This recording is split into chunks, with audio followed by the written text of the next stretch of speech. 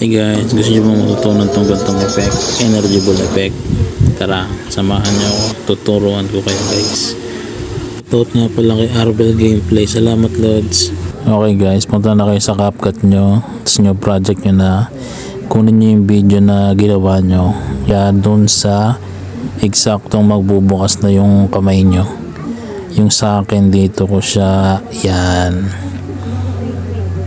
Yung sakto magbubukas na guys, ayan. Tapos i-split nyo, i-delete nyo na yan, sobra na yan, yan. Tapos guys, i-overlay nyo, hanapin nyo yung dinownload yung video ng energy ball sa YouTube, yan yung sa akin. Tapos guys, punta kayo ng Spice, click nyo yung filter, check, tapos yan, magiging blurred yan. Tapos punta naman kayo ng transform nyo, click nyo yung resize, tapos 16.9, tapos isakto nyo yung yan, yung energy ball dyan sa may square na yan, yan. Tapos guys, medyo liliitan nyo yan mamaya. Punta naman kayo ngayon dito sa opacity, yan, isiro nyo muna yan. Tapos yung square na yan guys, yung nakikita nyo yan, liitan nyo yan, isakto nyo yung pinaka square dun sa may kamay, yan. Tapos guys, mag-add na kayo ng keyframe. Tapos i-adjust nyo yan, yung saktong pabuka na yung kamay nyo. Yan. Yung keyframe automatic na yan. Tapos yung opacity, dagdagan nyo na lang. Yan. Habang lumalaki yung buka ng kamay nyo, yung energy ball, lalaki-lakihan nyo rin. Tapos yung opacity, dadagdagan nyo para makita na yung energy ball. Yan, nakikita na siya. Tapos lakihan natin. Yan. Yan. Diba nakikita na siya guys. Ayan, habang malaki na siya, yung opacity isagad nyo na yan, 100 nyo na. Tapos yung energy ball, lakihan nyo na yan, isakto nyo dyan. Yan.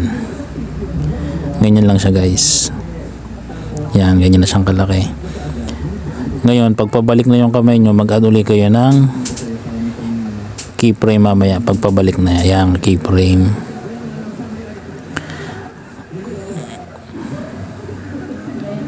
Tapos habang lumiliit yung kamay nyo, yan, yung opacity mamaya babawasan nyo na rin yan para yung bola, yung energy ball lumiliit, tapos nagiging blurred. Yan, hindi yan Japanese ha, baka sabihin nyo Japanese, hindi yan. Tapos yan, liliit na yung kamay, liliit na yung energy ball, nagiging blurred na paunti-unti hanggang magsara.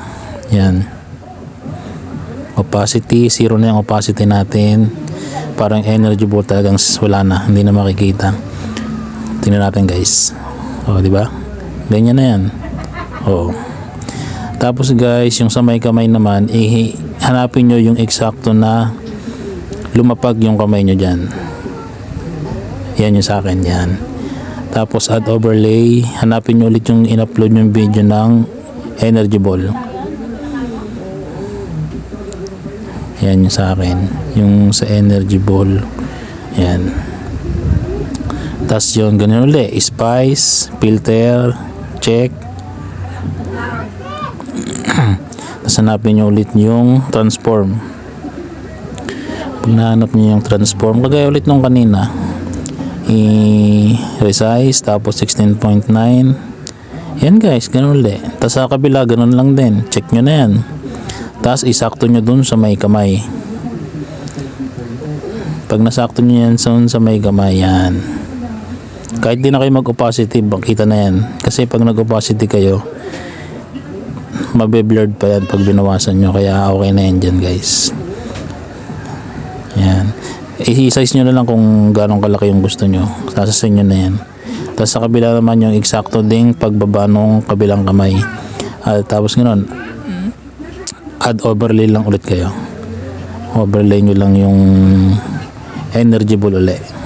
Kagaya lang ulit nung unang ginawa nyo. Overlay, hanapin nyo yung energy ball. Tapos pag nahanap nyo yung energy ball, ganun ulit, spice, filter, check. Tapos ganun, i-transform nyo ulit. Tapos i-resize nyo ulit nyo ng 16.9. Okay, ganyan.